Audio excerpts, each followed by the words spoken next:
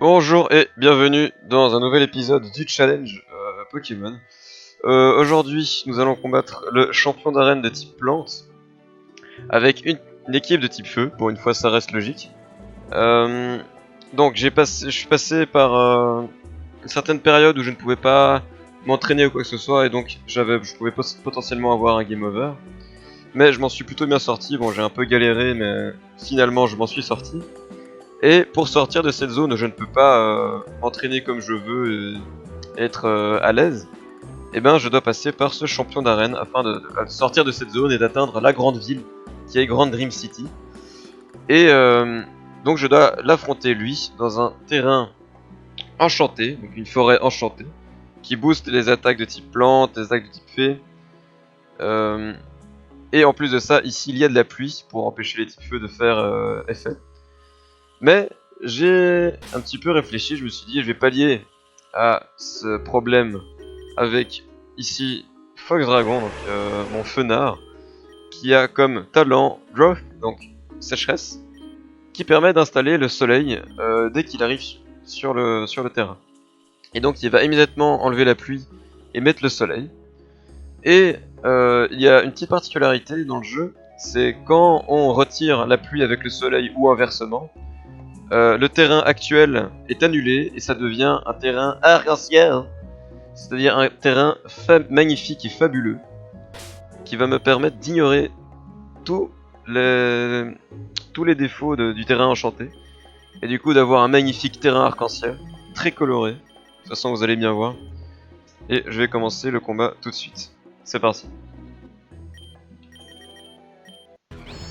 Et en plus de ça, j'aurai un soleil, ce qui permettra d'avoir des attaques feu renforcées. Alors il y avait deux choix pour ce combat-ci. Je pouvais combattre ou bien sa sœur ou bien lui. Et j'ai un peu fail, hein. Sa sœur était plus facile à combattre. Et donc voilà, le magnifique terrain arc-en-ciel. C'est beau. Et donc ce que je vais faire Will-O-Wisp pour brûler Cradily et le rendre un peu inutile. Et avec Polio, je vais faire Brave Bird sur Ludicolo pour le one-shot parce que lui peut réinstaller la pluie alors qu'il y a du soleil. J'aimerais vraiment que le soleil reste, donc je vais le one-shot. Je suis censé le one-shot, hein, j'ai fait le calcul. Voilà, j'espère que ça va toucher. Ça touche. Feu les touche, c'est parfait. Il fait Rock Slide, ça ne touche pas le fenard. Ça ne tue pas Polio parce que maintenant il est brûlé, donc son attaque est divisée par deux. Et maintenant je peux commencer à spam les canicules. Donc c'est ma technique, hein, puisque c'est un 2v2. Canicule touche les deux en face. Et c'est une attaque de type feu qui est extrêmement puissante. Là je vais changer pour sauver mon Polio. Et je vais mettre un des Arcanins que j'ai en réserve. Arcanin qui est un Pokémon extrêmement puissant. Il a des stats très élevés dans toutes les stats, hein, tout simplement. Là, il fait retour, il fait très mal. C'est pas très grave. Donc là j'ai one shot sans surprise. Puisqu'il y a soleil, je suis type feu. Et je suis spec attaque spéciale. Voilà, maintenant il va plus faire de dégâts du tout, Cradily. Parce qu'il est brûlé et en plus de ça, il s'est fait intimider par Arcanin. Et donc il est en -3 en attaque, ce qui fait qu'il fait beaucoup moins mal. Je vais soigner Fox Dragon pour qu'il puisse survivre aux prochaines attaques. Parce que Chapignon a Mac Punch et lui il n'a pas son attaque baissée. Mac Punch qui est une attaque prioritaire de type combat. Voilà, il l'a fait exactement. En plus de ça, il a Technicien qui booste les attaques faibles. Mac Punch est une attaque faible. Qui survit avec un peu d'HP. J'ai mis un critique sur Cradily, c'est parfait. Ah, il met son... Ça c'est dérangeant par contre. Donc il met Junko, c'est un Junko shiny apparemment. Et en plus de ça, il a une méga évolution ce Junko. Il va pouvoir devenir méga Junko. Qui fait très très mal. Donc je vais sauvegarder mon Fox Dragon parce que c'est quand même assez rare comme Pokémon. Et je vais mettre plutôt un autre Arcanin. Celui qui a le plus de défense spéciale, de préférence. Donc c'est Saphir, je vais mettre Saphir. Et avec Faya, je vais Utiliser mon attaque prioritaire contre Breloom, pour pas qu'il utilise la sienne, tout simplement. Faut savoir que dans ce terrain, les attaques normales sont boostées. Et elles ont un type complètement aléatoire. C'est-à-dire que ça pourrait être n'importe quel type là, que je fais avec vitesse extrême. Avant c'était type normal, ça n'a pas changé. Là il a fait Dragon Pulse, qui fait plus mal à cause du terrain, mais bon, c'est comme ça. Donc Saphir va sûrement mourir, mais ça c'est inévitable. Donc je continue à spam les canicules. Saphir est mort, mais bon. Contre Mega Junko, ça... y a pas vraiment grand chose à faire. Quelqu'un l'a évité en face, c'est assez dérangeant.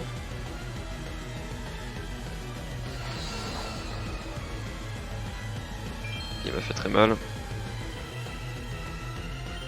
Là je vais mettre Growler. Mega Junko qui est vraiment un gros problème, ce qui fait extrêmement mal.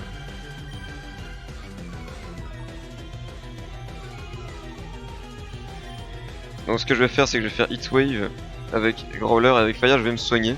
Parce qu'ils vont sûrement focus Faya, donc je vais essayer de temporiser le plus possible avec lui. Dragon Pulse. Voilà, ça va pas le tuer normalement. Wouah, pas grand chose. Ils l'ont tué, c'était prévu. Canicule qui va normalement tuer Cherim. Voilà. Il a survécu, c'était pas normal. Hein. Il était censé mourir, mais il a eu de la chance. Mega Junko qui est mort. Et j'ai gagné. Avec, je crois, 2 Arcana qui sont morts, mais au moins j'ai gagné. Ce n'est pas grave s'ils sont morts. Et voilà, c'était pas si difficile, mais j'avais bien ficelé ma stratégie. Encore une fois. Energy Ball, hein, qui est l'équivalent de Ecosphere en français. Qui va être très utile pour la suite. Donc voilà, la suite du scénario. Je vais attendre d'être libre pour vous dire au revoir. Donc, maintenant que nous avons battu ce champion d'arène, normalement je peux reprendre le train, parce que oui, en fait, on a pris le train pour aller à la grande ville, mais on était sabotés, les rails ont été sabotés, c'est pour ça que celui-ci, Kilvin, a remis les rails en route. Maintenant, je crois qu'il faut que je parle à Venam ici, pour continuer et aller en ville. Vous savez quoi, je vais aller en ville, puis après je vais dire au revoir. Donc, je crois que Faya est mort.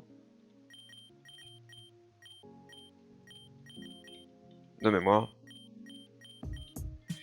Et je crois que Saphir là aussi, je vais aller vérifier. Saphir là aussi, ouais.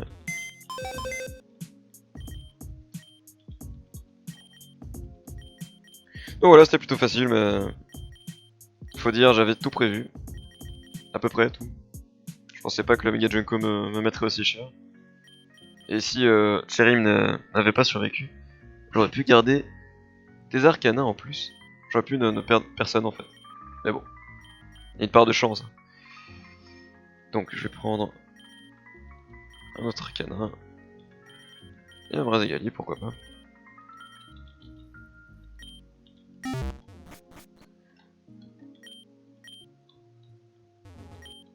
Ah, je sais pas où il faut que j'aille.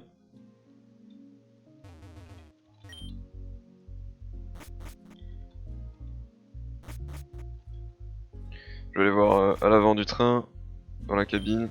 Non, c'est pas ici, bon. Je vais aller voir au-dessus alors, au pont. Est-ce qu'il y a un pont au-dessus? Est-ce qu'il faut que je lui parle à elle? Non. Allons voir au-dessus. Et si c'est pas le cas, ben, je dirai au revoir et je trouverai la solution tout seul, de mon côté.